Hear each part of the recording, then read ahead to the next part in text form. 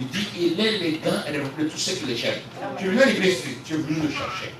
Ne pense pas que tu veux chercher les choses de Dieu. Non. C'est d'abord Dieu que tu dois chercher.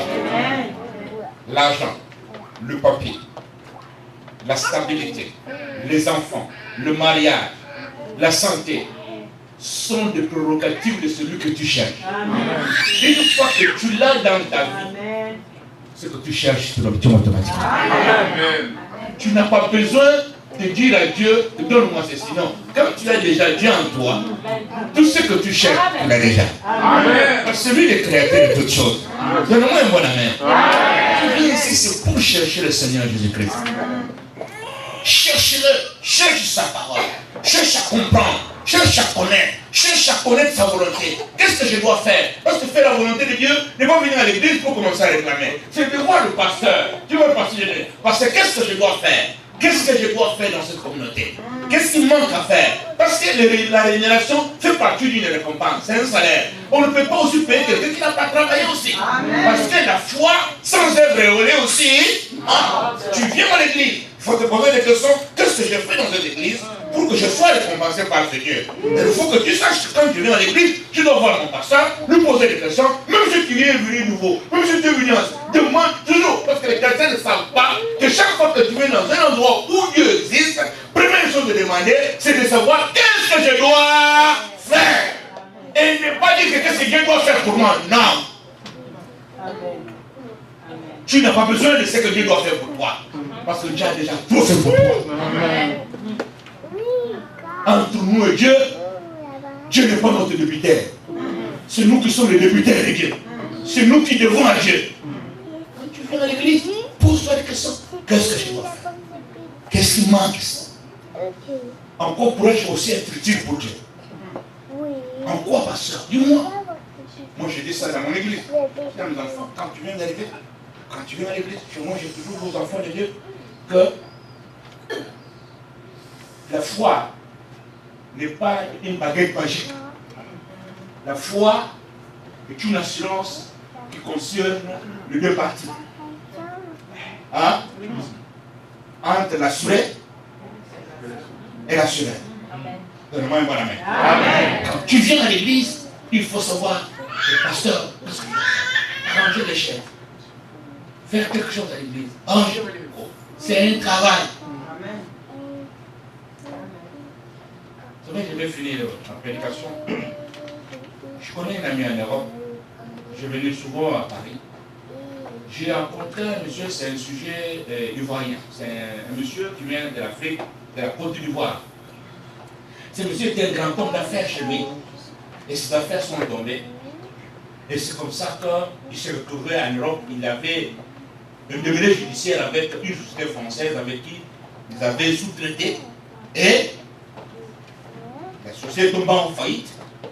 Et il s'est retrouvé mis à l'écart. Mais il est venu en France, il a plaidé sa cause. Mais comme il n'avait pas maintenant les moyens d'engager les avocats, il a engagé les avocats au début, les choses ne marchaient pas. Et c'est comme ça qu'il a connu Jésus-Christ. Dans ce problème, il est venu à l'église. Parce qu'on connaît toujours Jésus-Christ, toujours dans les problèmes. Et lui-même le sait qu'on ne peut jamais connaître quand il n'y a pas de problème. Les problèmes doivent toujours être permanents pour qu'on les cherche. Et s'il n'y a pas de problème, personne ne peut chercher Dieu. Lui-même le sait. Et l'homme, quand il n'a pas de problème, il n'a pas besoin de Jésus. C'est pourquoi lui me dit que c'est le malade qui a besoin de médecin. Quand quelqu'un n'est pas malade, il ne connaît pas la route de l'hôpital. Même avec Dieu, il connaît aussi quelqu'un n'a pas de souci. Il n'a pas besoin de lui. Le monsieur a connu la voix de Jésus. Il a commencé à prier. À l'église, là, c'est l'église de l'homme. Le monsieur n'avait rien. Il était venu à l'église. C'est un père, le monsieur qui était un grand patron. Il commençait à être maintenant un balayeur de l'église. Il range les chaises. Il vient tout dans cette église. Il est avant. Les chaises, il met en place, il range les instruments, il range tout. On veut que tout est prêt. Il dit au pasteur, je n'ai rien, mais j'ai la force. Présentement là, je n'ai que la force que j'ai. Mais argent, je n'ai pas. Mais ma force ici, Dieu va sentir. Tu vois aussi ma force. qu'il me voit pousser. Qu'il puisse, comme il est le vrai juge, qu'il puisse voir le français là qui me demande. Et le monsieur là, le bureau du pasteur, celui qui balaye. La voiture du pasteur, quand il a eu le pasteur, la voiture n'est pas bien levée. Allez, prends l'eau. Il commence à laver.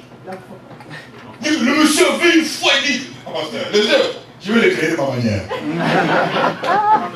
Il s'est battu. Chaque jour, il faisait comme ça. Tout le monde le connaissait. Quand je viens dans son église, c'est lui qui me reçoit, qui prend ma Bible, qui prend mon sac. Voilà. J'ai été servi un jour. Le moment arrivé de servir aussi les gens un jour. Ça, c'est mon temps de servir. Je suis venu dans son église, je prêchais. Dieu me dit, elle c'est sûr. Je l'ai appelé. Je causais avec lui. Je lui dis, comment tu vas? Il me dit, non, je veux bien, pasteur. Je dis, écoute, Dieu me dit, ton assurance, avec lui, va bientôt payer. Amen. Tu as montré ta persévérance. Il avait la femme est partie. Les enfants dispersés. Toute vie gaspillée. Et le Seigneur m'a dit de lui dire, à partir d'aujourd'hui, tu as persévéré avec Dieu d'une manière humiliante, où même les gens qui te connaissaient ne peuvent plus encore te regarder. Mais tu as dit à Dieu, moi là, avec mes anciens grades, mon ancien statut, je ne vois rien devant ta présence. Le Seigneur Dieu a vu ton cœur. Il a vu ton dévouement. Il a vu ta disposition. Il a vu ta persévérance. Il a vu aussi le cœur que tu as dans ta volonté. Il va te donner. Et il va te récompenser. Bien aimé, je suis parti, je suis retourné en Afrique.